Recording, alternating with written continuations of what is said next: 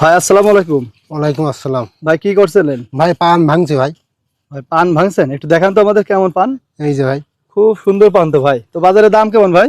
ভাই 25 টাকা, ভালোটা একটু ভালো হলে মনে করেন 30 টাকা। ভাই পান তুলে ভাই কিস্তি তুলতে আসছে ভাই, পানের চাষ করি। পানের চাষ করে কিস্তি তুলে দেওয়া জি লাগবে। ভাই, কিন্তু কি করলাম আবার বলেন ভাই, এটা সাফ করতে গেলে তো যুগের দাম আসছে না ভাই।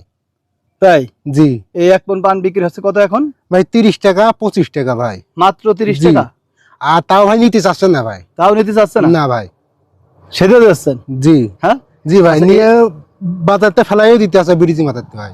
বাজারে নিজে ফেলেও দিতে হচ্ছে জি ভাই। এরকম একটা পরিবেশ। জি ভাই। আচ্ছা, এই পান আপনারা তো আমরা শুনেছি যে আগে খুব চাহিদা ছিল, দাম জি। বেশি ছিল, সেই সময় কেমন বিক্রি করতেন? এ ভাই 100 মান ভাঙলে ধরো 12,000 10,000। 100 পন জি। ভাঙলে 10 থেকে 12,000 টাকা। জি আর এখন তার দাম ভাই, ও কিটা বললে ভাই 2,000 উপরে কষ্ট হয়ে আছে ভাই। 100 পন পানের দাম মাত্র 2000 হচ্ছে না, না ভাই। এমনকি নিতেও চাচ্ছে না। না। হ্যাঁ, না। যার কারণে আপনি এই পর নামাননি এখন। জি। হ্যাঁ, জি এই পর নামাতে হলে আপনার কি করতে হবে এখন? ভাই, এখন বাধ্য হয়ে কিস্তি তুলতে হবে। বাধ্য হয়ে কিস্তি তুলতে হবে। জি। একটা কৃষকের মূল্য কত আপনার এখানে?